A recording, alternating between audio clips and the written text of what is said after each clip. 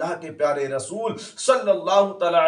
علیہ وسلم کے ایک جانثار صحابی جن کا واقعہ حضرت بلال حبشی رضی اللہ تعالیٰ عنہ ہے، جن کا واقعہ بڑا دلچسپ نظر آتا ہے کہ رات کا پہر تھا، سارے لوگ سو رہے تھے، رات کا پچھلا پہر تھا، سناٹا چھایا ہوا تھا۔ حضرت بلال حبشی رضی اللہ تعالیٰ عنہ کو اللہ کے پیارے نبی نے اجازت دے، نبی فرماتے ہیں جائیے اعلان فرمائیے۔ حضرت بلال حبشی رضی اللہ تعالیٰ عنہ مدینہ شریف کی بستیوں میں نکل گئے اور گلیوں میں لگل گئے اور آپ اعلان فرما رہے تھے کہ گلشن اسلام کی آبیاری کے لیے آپ کے خون کی ضرورت ہے۔ آپ اعلان فرما رہے تھے، گشت لگا رہے تھے، اور حضرت بلال کی آواز جب لوگوں کے کانوں میں پہنچی تو لوگ بے قرار ہو گئے اور سب تیار ہو گئے، جوق در جوق لوگ تیار ہوئے۔ اور پھر حضرت بلال نے جو آواز لگائی تھی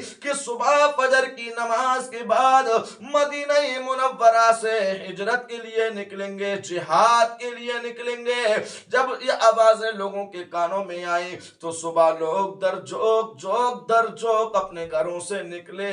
اور پھر نکل کر کے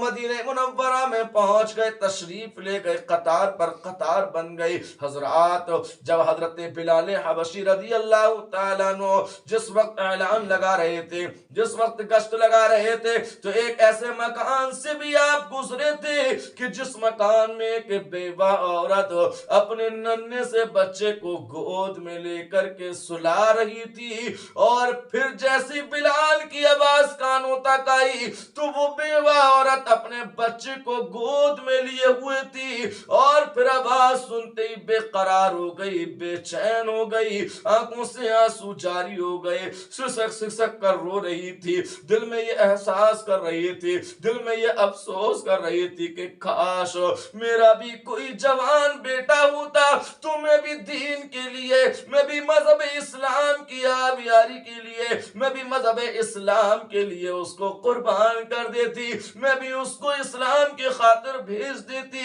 یہ دل میں تمنا لی ہوئی اور یہ احساس کرتی جا رہی ہے کاش میرے پاس بھی بیڑا بیٹا بڑا ہوتا، جوان بیٹا ہوتا تو میں بھی بھیج دیتی۔ آنکھوں سے آنسو جاری ہیں، آنکھوں سے آنسو گر رہے ہیں، اور جب اس ماں کی آنکھوں سے آنسو گرے تو اس بیٹے کے رخسار پر آنسو کے قطرے گرے، وہ بیٹا بیدار ہوا، ماں کو سسکتا دیکھا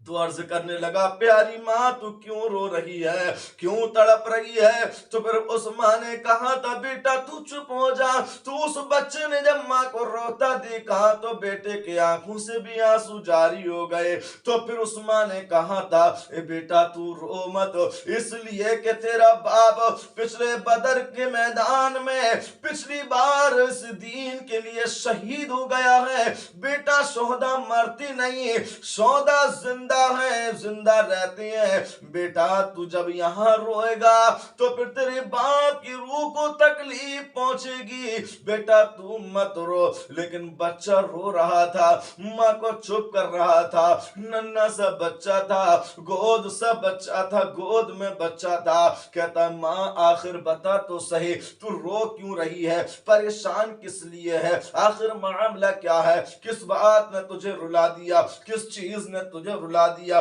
کس بات کا تجھے غم ہے؟ تو اس ماں نے کہا تھا بیٹا کیا بتاؤں کہ جب رات ہو چکی تھی، زمانہ سو رہا تھا، میں تجھے اس گود میں لیے بیٹھی تھی، تو اسی رات میں نبی کے مؤذن حضرت بلال کا اس گلی سے گزر ہوا، ہمارے مکان کے قریب سے گزر ہوا، تو آپ اعلان کر رہے تھے کہ گلشن اسلام کے لیے آپ جو ہے آپ کے خون کی ضرورت ہے، اگر جس کو بھی جہاد کے لیے جانا ہو فی سبیل اللہ، اسلام کی محبت میں آپ جس کو جانا ہو تو صبح فجر کی نماز کے بعد مدینہ منورہ میں تشریف لے آئیں۔ اللہ اکبر بیٹا میں نے سنا، جب یہ بات سنی، جب یہ اعلان سنا، جب یہ پیغام سنا تو میں بے قرار ہو گئی ہوں، کاش میرا بھی جوان بیٹا ہوتا تو میں بھی بھیج دیتی،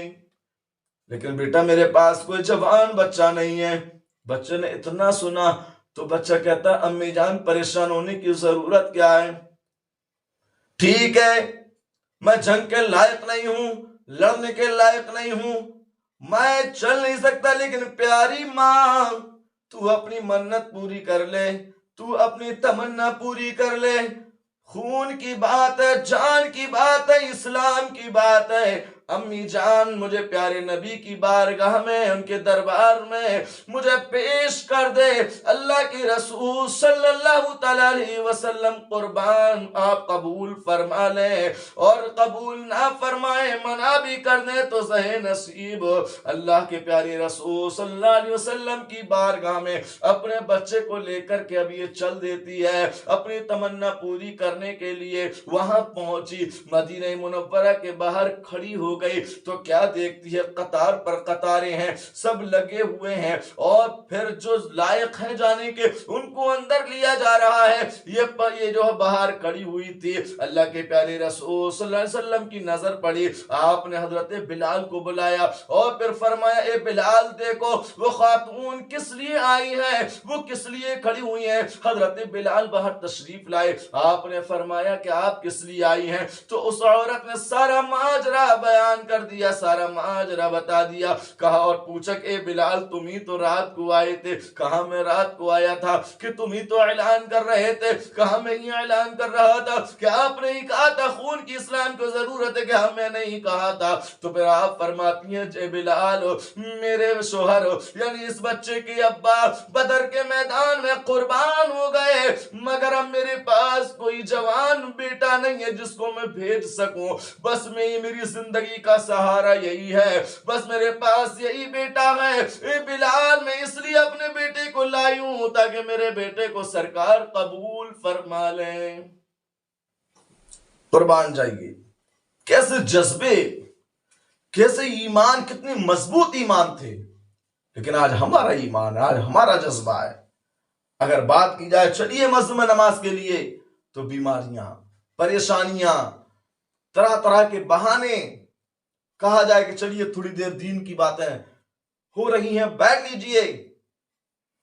طرح طرح کے بہانے، تمام الجھنیں، تمام پریشانیاں، ہمارے پاس فرصت نہیں، وقت نہیں، یہاں قربانیاں دی جا رہی ہیں، ننھے ننھے سے بچے، گود کے بچوں کی قربانیاں پیش کی جا رہی ہیں،